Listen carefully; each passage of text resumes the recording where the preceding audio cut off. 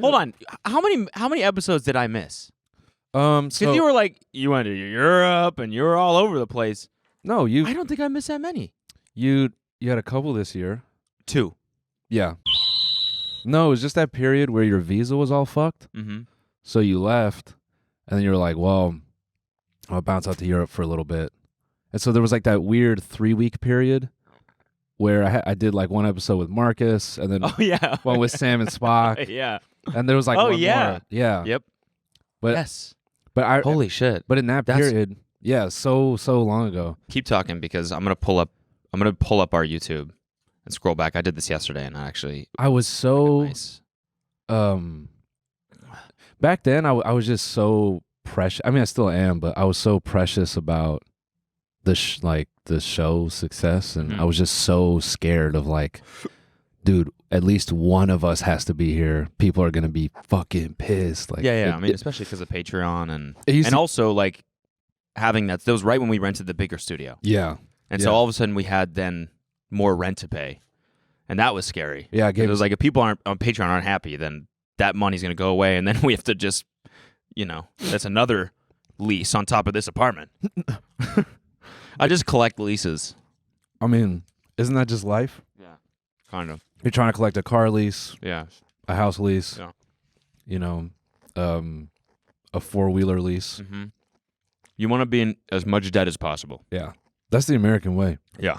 Damn, these episodes, man. Okay, so we'll start at the beginning here, right? And this is actually great because I have such a blurred memory. Like when we were talking about the missed bonus episodes yesterday, and you were like, no, it's that we didn't do one. I totally forgot that we only did them monthly for a long time. Yeah. Forgot all that shit. Yeah, at the beginning, the way we started our Patreon was the people on Patreon got the episode a week early, and then once a month we would do a bonus episode. So like a lot of these were at this table, and then we would go to your apartment and set up those 2 metal chairs and do them from there. I didn't realize we started using my apartment so early. For some reason, I remembered the first 10 episodes being in your apartment. Because 2 of those at least were insanely chill. And the one with Victor. Oh, yeah, and we did one with Marcus. Yeah. So we did a lot more at this table. And then we switched to your apartment. And then actually way sooner than I thought, we got that first studio. Yo, that studio, what a time. Yeah. We needed that. That was extreme podcasting. It really was. Trying to get there before the dude next to us, who was definitely living in his studio, would just wake and bake and start making beats. Yeah. All of a sudden, mid-record, we just hear that deep booming of a subwoofer. Yeah. Like you're in a movie theater and you hear the theater next to you go like they're watching a Marvel movie or something like that, and something crazy happens. It sounded like that. And we were mid-record, and we'd be like, no. And all of a sudden, he would just start playing this crazy beat. And then weed smoke would just start wafting through the vent. And we were like, oh, no. And then we get subtle contact. That's probably why we were funnier then. Yeah, we'd always start the episode by chatting about politics and intellectual stuff. Yeah. And it would just end up at the end of us being like, yeah. Yo. What if a guy had 2 dicks? That's crazy. Yeah. This all seems like it was so much longer ago. Uh-huh. It feels like we've been in Candace now for way longer than we have been. Yeah, years and years. That was my main takeaway from going back through this YouTube page, is that the time it was just way sooner than I thought. We've done a shit ton in just 5 years. Yeah. 5 years seems like a lot of time, but then when you scroll back through this, it's this feels like it was yesterday. Mm-hmm. But also feels like it was way further away. Mm-hmm. I'm not making sense, but I feel like that's how memory works, Yeah, far and close. But what's also cool about going back through this is seeing how much we learned about production along the way, and just what it takes to, I don't know, we were learning about business. Everything. Yeah. Along the way, just making sure we were balancing how much we were making with how much we were spending on the. And I think we were a little bit more frugal than we probably needed to be, but what it ends up being is us slowly gearing up, and you just see the kind of the chapters I remember unfold. I remember some people actually being almost mad at us because we're obviously doing well, but they're like, "You're just in this piece of shit studio.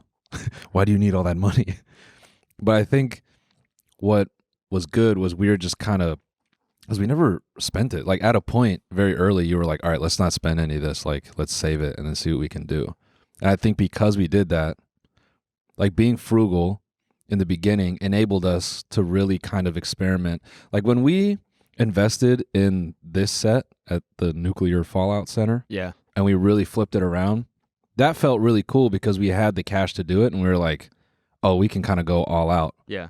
And then when we got Candace, even more so, we were like sitting on a, like a business that was like really working. And we're like, okay, now we can maximize the creative as well. Yeah. And I think other people in our position may have just taken that money and bought stupid shit for themselves, or they would have attempted what we attempted like way later, way too early, and just fucked it all up. Yeah.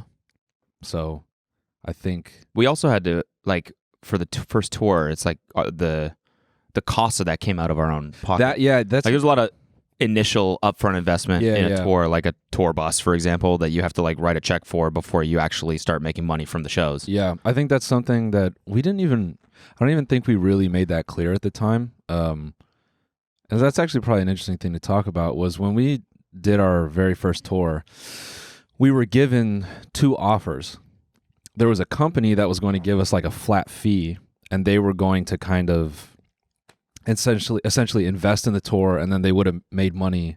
Like if we sold out, they would have made a bunch of money off of us, and we just would have kind of taken the flat fee. And the gamble was that they would invest in like the tour bus and the crew cost and the production cost, moving the merch around, whatever, and we wouldn't have to pay any of that. And so we gambled on that by essentially betting on ourselves every tour. But yeah, like you said, we had a lot of those initial upfront costs, and we were able to cover those to kind of like be in control of our career, which most other people,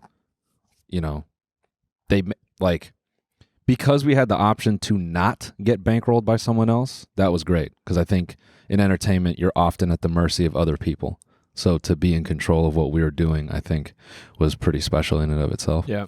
So anyways, it's just cool to look back. Yeah. Now that this podcast is 5 years old, to look back at all the different, sets and just, like seasons we went through, and it's just crazy, and it's just cool. So big thank you to you all for supporting us this long. Yes, thank you so much for watching, and if you used to watch or you still watch, we appreciate you, and it's been a wild ride.